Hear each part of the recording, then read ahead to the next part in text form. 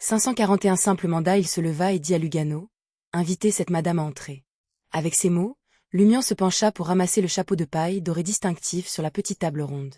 Son objectif était de rendre l'image de Louis Berry plus mémorable, en ajoutant une touche de style à sa personnalité. En un rien de temps, Lugano a escorté une femme d'une trentaine d'années dans la pièce. Elle portait une robe blanche ornée de fleurs rouges, accentuant ses courbes. Les femmes de Port-Santa, contrairement à la région du Dariège juste de l'autre côté de la montagne, préféraient les tenues glamour et élégantes, incarnant une esthétique romantique et libérée, reflétant le goût traditionnel du royaume fénapoté. La dame, aux longs cheveux bruns attachés et au teint sain, entra sans femme de chambre. Ses yeux azur, encadrés de cils épais, se concentraient sur Lumian, qui tenait le chapeau de paille doré. Ses lèvres rouges bougèrent, et même si Lumian ne parvenait pas à saisir chaque mot, le nom Louis Berry était perceptible dans sa prononciation. Lugano a rapidement initié la traduction. La madame dit, « Honorable monsieur Louis Berry, j'ai entendu parler de votre chasse aux démons démonistes. Je me demande si vous êtes prêt à aider ma famille à résoudre un problème. » Le regard de Lumian passa du bracelet de perles au poignet de la dame à son visage magnifique et mature. « Comment t'appelles-tu » ? « Georgia » a répondu la dame après la traduction de Lugano. Répéta Lumian en reconnaissant le nom de la dame avec un sourire. « Madame Georgia, que voudriez-vous me confier » Georgia a écouté attentivement la traduction de Lugano et a parlé en Highlander avec un léger accent local. « Une créature maléfique est apparue dans ma maison. J'ai besoin de votre aide pour l'éliminer. » Lumian, tout en comprenant l'essentiel, attendait la traduction de Lugano en jetant son regard sur lui. Lorsque Lugano a transmis les paroles de Georgia en intisien, Lumian a ri et a dit « Je suis désolé, j'ai oublié d'inviter la belle madame à s'asseoir. » Le grand aventurier Germain Sparrow nous a appris que les bonnes manières sont très importantes. Faisant un geste vers le canapé, Lumian s'installa sur le divan, tentant de caresser la tête de Ludwig, comme un parrain. Alors que Georgia prenait place dans un fauteuil, Lumian, secouant son chapeau de paille dorée, se pencha en avant. Georgia regarda Lugano et écouta attentivement. Elle pinça ses lèvres épaisses et répondit en Highlander. « Nous ne voulons pas que l'Église soit au courant de cela. Cela nuira à la réputation de notre famille. Est-ce pour cela que vous me confiez, un étranger qui partira après avoir assisté au rituel de prière en mer ? Et c'était après avoir confirmé ma capacité à faire face à cette créature maléfique. » Lumian, réfléchissant à ce choix, détourna son regard de Lugano. Après une brève pause, il demanda « Parlez-moi davantage sur cette créature maléfique. » Après une brève pause, Georgia réfléchit puis partagea. « Il ressemble à un lézard sans queue. Il a attaqué tous les membres de la maison, tuant quelques servantes et valets de chambre et dévorant leur corps. Les gardes du corps de notre famille ont tiré dessus et l'ont blessé, mais ils n'ont pas réussi à le tuer parce qu'il avait des écailles très fortes. Nous n'avons pu que le chasser jusqu'au sous-sol et l'enfermer. Nous pensions qu'il allait lentement mourir de faim et de soif. À notre grande surprise, près de 2 semaines plus tard, il est toujours vivant et tente d'enfoncer la porte du sous-sol. Cela ne semble pas très dangereux. Ils pouvaient le repousser avec des armes à feu ordinaires. Ils n'ont pas mentionné pourquoi le lézard est apparu. Il semble que c'est pour cette raison qu'ils ne sont pas disposés à faire appel à l'église de la Terre-Mère et au gouvernement local pour s'en occuper. » Lumian a pensivement comparé les quelques mots qu'il a compris au contenu traduit par Lugano et a confirmé que le guide n'avait embelli ou expurgé aucun contenu. Lumian a alors demandé avec désinvolture. « Y a-t-il eu des victimes parmi les gardes du corps ?» Georgia, après la traduction, secoua lentement la tête. « Aucun décès. 2 ont été blessés, mais rien de grave. Oui, ce monstre donnait l'impression à toute la pièce qu'il avait été entraîné dans les profondeurs de la mer, affectant les mouvements normaux. Comme s'il était entraîné dans les profondeurs de la mer. Il existe effectivement certains phénomènes beyondés, mais ils semblent relativement faibles. Les profondeurs de la mer. » L'intérêt de Lumian fut piqué alors qu'il s'enquérait sérieusement des détails. Après une série de réponses, Georgia dit gentiment. « Monsieur Louis Berry, nous sommes prêts à vous payer 15 000 risos, mais vous devez promettre de ne pas faire de publicité à ce sujet. » Risos de 15 000 pièces d'or ? D'après votre description, le monstre vaut au maximum 5 000 risos d'or. Les 10 000 restants devraient être de l'argent discret, n'est-ce pas ? Lumian sourit et dit en Highlander brisé, « Bien sûr. » Se levant de son siège, Lumian annonça en intisien, « Je veux observer la situation sur les lieux. » Georgia s'est levée et a écouté la traduction de Lugano. Elle n'a pas été surprise par la demande de Louis Berry. Familier des aventuriers et des chasseurs de primes, elle a compris l'importance d'évaluer la situation de première main et de bien se préparer.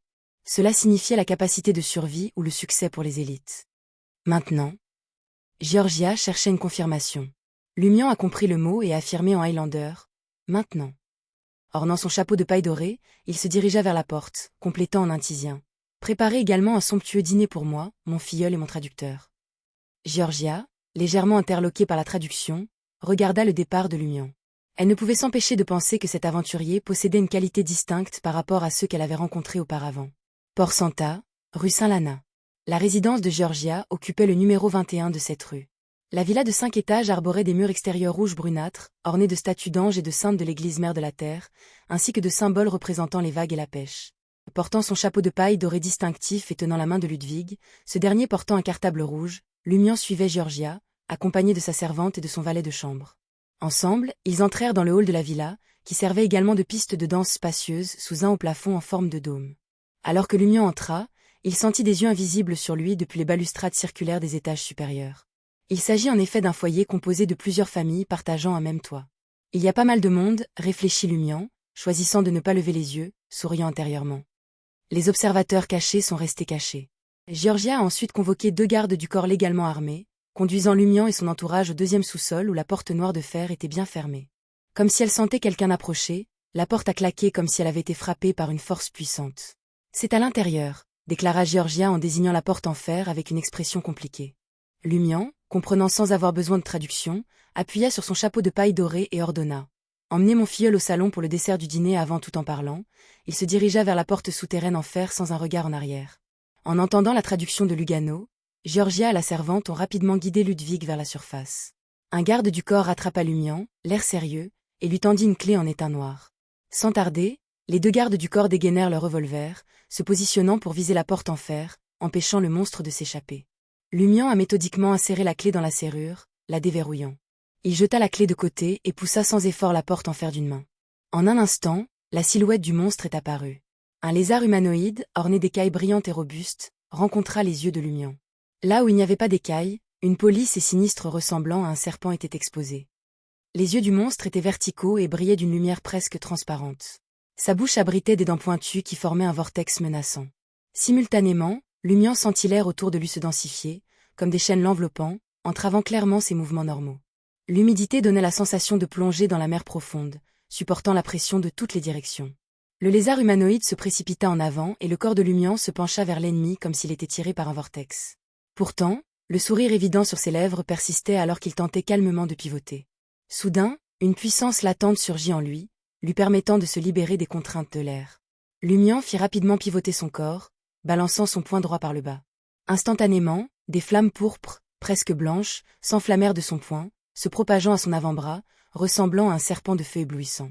Bang! Le coup de poing a frappé la poitrine et l'abdomen du lézard humanoïde, provoquant la compression des flammes. Boum!